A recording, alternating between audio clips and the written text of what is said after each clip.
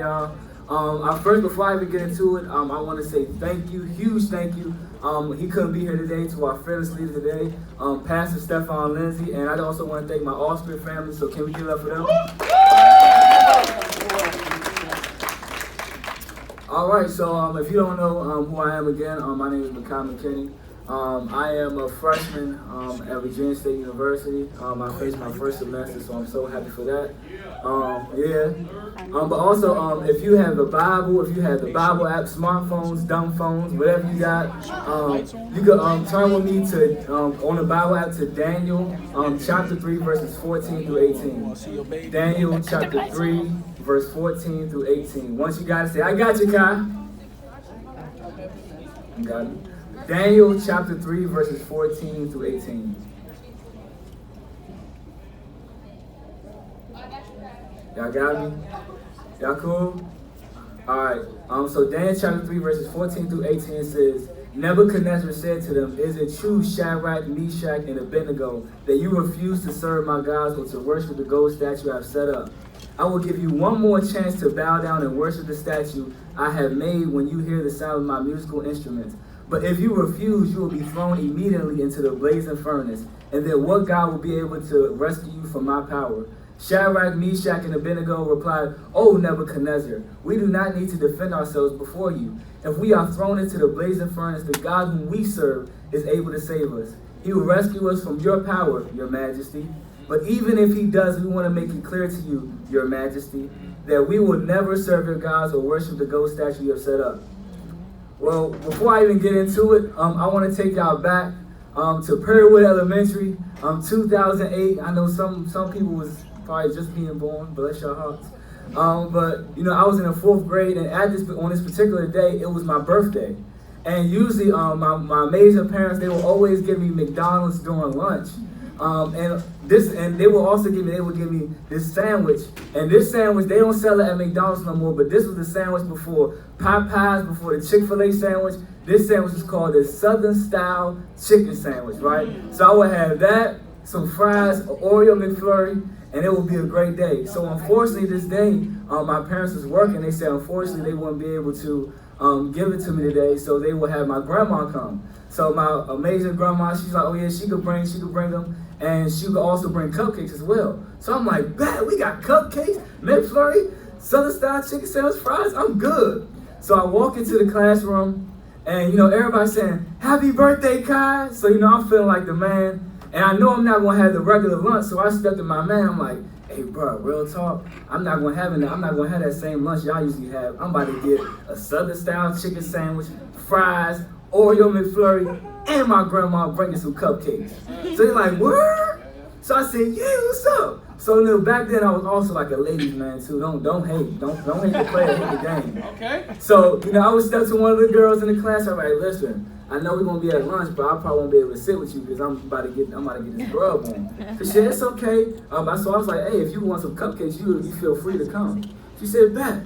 So I'm just wrapping everybody up while class started, waiting till lunch come, and finally it's lunch. So I'm looking at everybody, I'm like, it's about to go down. So I walk in the lunchroom, I said, hey y'all, we sitting at the back table, So all of us, we went to the back table, everybody talking, they're like, yeah, what cupcakes you about to have, man? I said, man, I don't know, she might come through with vanilla, she might come through with chocolate or red velvet. So I'm ready for it, time flying. And 15 minutes go by, so I'm like, okay, my grandma, okay, she might be on CP time, so she a little late. I'm not gonna disrespect that. Yeah, CP time, right? So another 15 minutes go by, and my faith started to go down. And usually, if you didn't have money, I don't know if they do it anymore in elementary school. If you didn't have money on your account or money on you to buy lunch, they would give you like a cheese, not a grilled cheese sandwich, but an ungrilled cheese sandwich with just bread and cheese. And it would be the worst thing. You know what I'm talking about, Nico? With the plastic cup. Yeah, with the plastic cup, right? And they would do that. So my man come to me, he stepped to me, he said, hey bro, real talk, it look like your grandma not coming. You may as well just take that cheese sandwich. So I look at him, I'm like, boy, if you don't get, you better stop playing with me. I'm like, I'm going to have my Southern Style Chicken Sandwich, my fries, my McFlurry, my what? Cupcakes, right? So, a couple more minutes go by, and lunch is still about to come. So the announcer said, all right, y'all, lunch is over. Get in line for recess. So in my mind, I'm sitting at the table. I'm like, yo, I'm not leaving this table until I get my Southern-style chicken sandwich, my fries, my McFlurry, and my cupcakes. So I'm sitting at the desk, crying a little bit, and a couple seconds right before the class leaves, my grandma walked in with the Southern-style chicken sandwich, the fries, the McFlurry, and not just vanilla cupcakes, not just chocolate cupcakes, but she brought red velvet too. So everybody crowded on me. They said, yeah, I told you she was going to come. I told you. I said, yo, y'all did. So, I gave them the cupcakes, and I had one of the best birthdays I had that I could ever ask for in the childhood. And I really wanted to share that with y'all today because I really don't know. Somebody's in a season right now where they are going through just so much right now because as teens, we go through a lot. And you may not be waiting on a chicken sandwich, but you are waiting for God to do something in your life that will be so huge to the point where people will believe who God truly is. And other than that, even though you see your situation like this, there are so many people in your life saying, there's still a cheese sandwich. I know it look like your blessing not coming, but there's still a cheese sandwich. How can I say this in other words? Maybe you may be that one guy who has a huge blessing, a huge call on his life. And it's to the point where, you getting your money every day, but you saying, you know what, this money ain't really adding up. So your boy come up to you saying, there's still the streets. You can still sell drugs. To the point where when God has already declared to your life, for I have the plans, for I know the plans I have for you, plans to prosper and hold you. Or just maybe, you may be that one girl who's always neglected, always trying to find some way to love herself. So you will always go to somebody and your friend will come to you and say, well, you can still jump from relationship to relationship. You can still jump from one boy to another boy to another boy. When God has already said, for I love the world, for I loved you so much that I gave up my only son. Or maybe, just maybe, you may be, somebody always said that you was that weird kid. You was always the person that stood out. Or you never just fit in. And then somebody is coming to you saying, there's still suicide. And when God has already said, you are beautifully and wonderfully made. You are the light in the darkness. You are the chosen one. And I just want to let you know that whenever God is saying something, you need to be able to stand firm on what he has already said in your life. So if you don't know the title of my message today, the title is Staying 10 Toes Down. So for some people who don't know what staying 10 toes basically means, this basically means that, I'm going to ride for you. No matter what, I'm going to ride for you. And most people will use this term when, like, somebody they know, where they will probably be in jail, and they say, you know what, bro? I'm going to stay 10 toes with you no matter what. I don't care whatever the situation is like, I'm going to stay 10 toes with you. And I feel like if we can stay 10 toes with our men, guys, girls, if we can stay 10 toes with our girls, why not we stay 10 toes for God, amen? So, y'all clap for it. So basically, my objective today is to really just be able to share 3 types of faith in order to be in any type of spiritual warfare that you went in to get through it, right? So when we go back, to Daniel chapter 3, what's basically going on is they are in a city called Babylon. Say Babylon. Babylon. So they are in a city called Babylon, and at this point in time, it's kind of like they're in slavery, right? To the point where they have a king called King Nebuchadnezzar, and to the point where he is like, you know what, y'all need to worship this gold statue. Y'all need to worship my gods. To the point where it was illegal to pray. And to the point where we could not do the things that we are doing now to glorify our God at the time. So basically what's going on is that, King Nebuchadnezzar found out that, Shadrach, Meshach, and Abednego was still praising God. And they said, you know what, bring them here. So they bring them here and they said, well, you already know what time it is. Y'all got to get thrown to the blazing furnace. So what I love, when we go back to verse 16, right, this is what they say.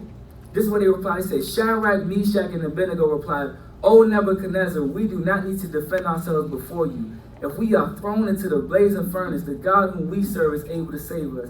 He will rescue us from your mighty power, your majesty. So the first type of faith that I want to share with you guys, of any time you go into spiritual warfare, is a succeeding faith. Say succeeding faith. A faith to succeed, a faith to succeed. And basically what I mean by that is when we are going through these times, these hard times and moments, that we usually get confused with having faith and being optimistic. And what I mean by that is being optimistic basically means that you are confident in the future. No matter what, you believe that this is going to happen. And nothing's wrong with that. However, but when you are having faith, when you are having faith, you believe that God, you believe that someone with a higher authority will deliver you from the unseen. And what I mean by that is, it's kind of like, I was always the younger sibling, right? So I used to be so geeked up that if my brother would ever try me, I would be like, guess what? I'm going to tell my dad. And I would run to my dad, and I would be like, Dad, they doing this. And my dad would be like, hey, stop it. Don't play with my son. And when I think about that, that's the type of same God that we have. That anytime when we would step in a situation, God would be like, stop playing with my son. Stop playing with my daughter. And I know some of y'all think y'all like, Kai, you a snitch. You a snitch, right? And the crazy part about that is that's the same way Satan looks at us when we are going through spiritual warfare. He like, you better not tell God what you're going through. You better not tell God of how your financial issues are messed up. You better not tell God of how your parents broke up. And the crazy part about that is that's why we say walk by faith and not by sight. Because if I keep walking by sight, if I keep looking at my situation, if I keep looking at everything that's being thrown at me, I will never focus on what God is doing on the back end. That's why we say that believing in faith is believing the unseen. Because even though I can't see my situation, God will say, you know what, I got you no matter what. Even though you're going through this, I see you. Amen?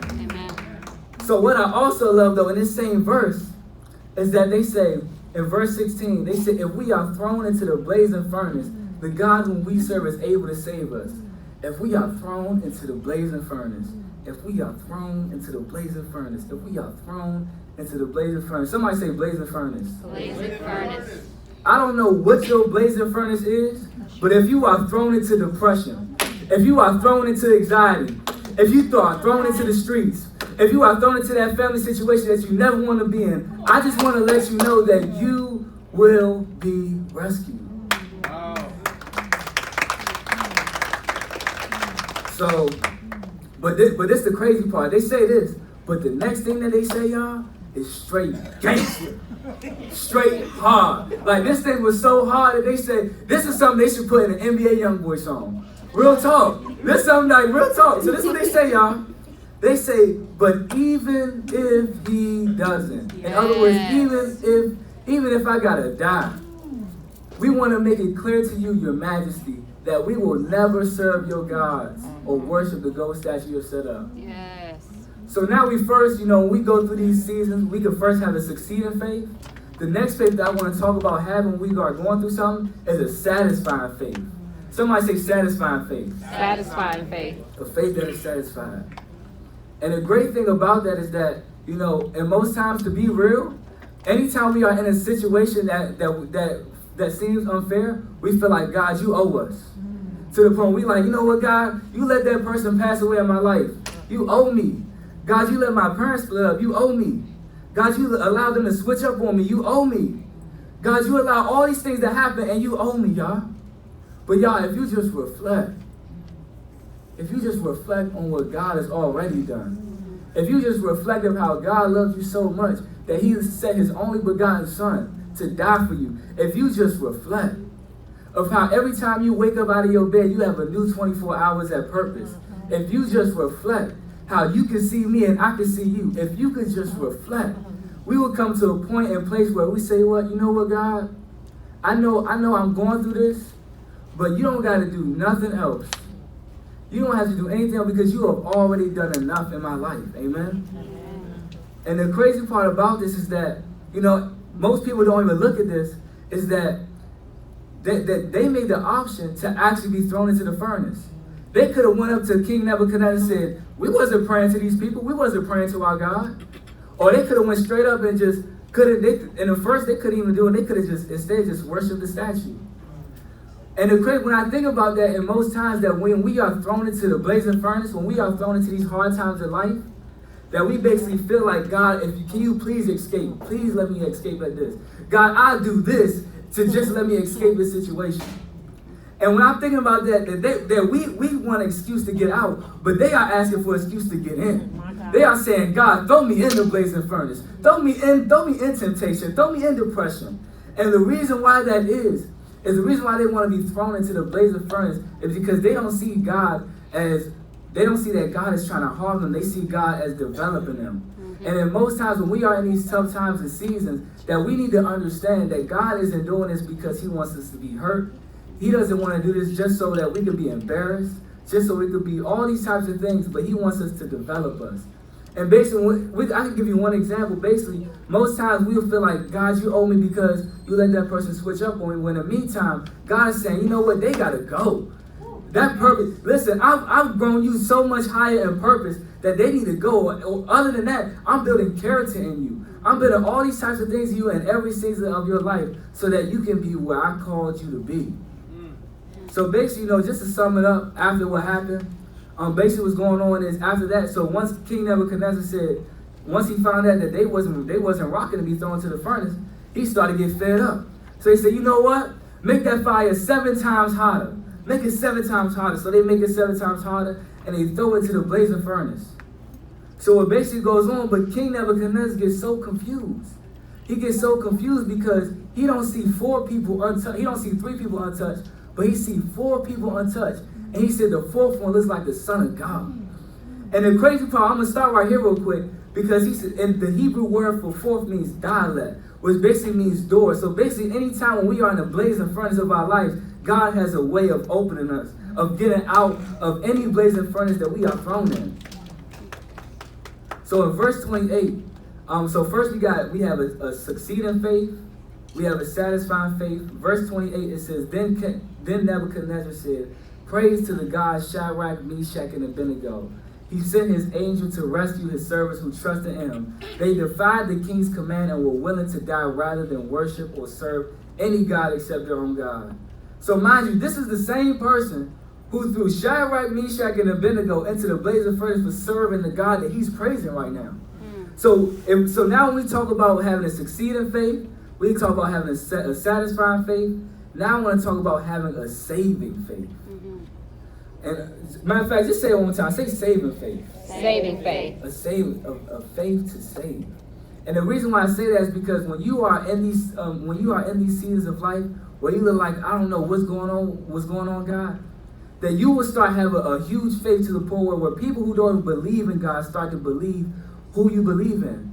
And I love what Pastor Battle said this past New Year's Eve, is that most of the times we are living by old testimonies. We can't just keep living by a Shadrach, Meshach, and Abednego story. I need to come to the point where when I look at Maya's life, when I look at Cortland's life, when I look at Ted's life, when I look at Pastor Jeff's life, when I look at Sean's life, when I look at Nico's life, when I look at every single life, I would say, you know what? It don't look like God is dead because he's still doing something in their life. So y'all, I don't know who I'm talking to today. So we got to have a succeeding faith, a satisfying faith, and a saving faith. And I know some of y'all in here today saying, you know what, God? That sounds so good. I want to stay 10 toes with God. But in this season, I just feel emotionally drained right now. And I understand it because guess what? It's going to happen. And I don't fault you at all because guess what? The grace of God, though, it's the great thing. The opposite of staying 10 toes down is being in a down position. So instead of you having a succeeding faith, instead of you having a satisfying faith, instead of you having a saving faith, you start to have a surrendering faith, a faith to surrender. Come on. And what I love about it is that in football, I love watching J.J. Watt, all these defensive linemen, because they are always in a down position. Corner, come up real quick. Just real quick. I want you to act like an offensive lineman real quick. Get in the offensive lineman stance. Just stay right here. There you go. So basically, as a defensive lineman, basically they are in a down position because the reason why is that because this is where they get their most strength from. So if I come up with you like this, instead of me being in a down position, I can never have the speed, I can never have the explosion to get off to sack the quarterback. So for me to be in a down position, I gotta realize that I'm in my strongest position. So the reason why I'm in my strongest position because it says I no longer work on my power, but I work under God's power. And the reason why I work under God's power is that's where I get most of my strength from. Yeah. So anytime Satan says hype, I'm coming full through every single time, and I'm coming full through every single time to attack whatever Satan is trying to take from me and the purpose that God has out for me. And I know You know, some people are saying, you know what, God, surrendering is good, but I don't know what to say. And what I love so much about, I have a huge appreciation for moms and new moms. Because what usually happens is that, you know, a baby could cry and they could know instantly what's wrong with the baby. A baby could cry and they say, oh, he's hungry. A baby could cry and say, you know what, they need their diaper change. A baby could cry and say, you know what, they need sleep. So I feel like the grace of God in how he operates is that I don't got to say the words. That's what Pastor said. I don't got to say the words, but he sees my heart. All I got to do is just cry. If I just say God, he already knows what I need. He already knows every single thing to push in order to get me to where he called me to be. So I'm going to say it again. We need a succeeding faith, a satisfying faith, and a saving faith. But even if we're not there, we can have a surrendering faith. Close your eyes real quick. If you are someone right now under the sound of my voice, and you say, you know what, God, I want to stay 10 toes with God. I want to have a succeeding faith. I want to have a satisfying faith. I want to even have a saving faith. But I really want to focus on the people who needs a surrendering faith. And you may not know what the exact words to say, but you feel the need that when you are in this season, it's just so tough that you cannot walk with this by yourself. So you need to be in a down position and just say, you know what? I no longer work on my power, but I need to work under God's. And if that is you, if you feel the need to make that decision to walk with Christ, or even if you made that decision to walk with Christ, but you feel like you want to redirect your life today, to redirect it into a new 2020, a new year. I'm not going to ask you to come up here. I'm not going to ask you to shout. All I'm going to ask you to do is raise your hand. I'm going to count to 3. 1, 2, 3. Raise your hands. Raise your hands. I see you. I see you. I see you. I see you. I see you. I see you. I see you. I see you. So y'all, what we're going to do is, y'all, we a family. And we're going to say this prayer all together. Say, Lord, thank you for loving me. Thank you for loving me. I thank you for loving me. Thank you for loving me. Even when I wasn't following you. Even when I wasn't following you. I believe that you sent your son Jesus. I believe that you sent your son Jesus. To die on the cross for my sins. To die on the cross for my sins. And today. And today. Today. Today. Today. Today. I make the decision to follow you. I make the decision to follow you. It's in Jesus' name. It's in Jesus' name. Amen. Clap it up for y'all. All right, so if you made that decision, we don't want you to walk with this alone. So I don't know if Latavia or anybody could follow up with you. You can meet up with them. But I thank you guys so much. I'm so appreciative for y'all, and I hope y'all enjoy the rest of y'all new year.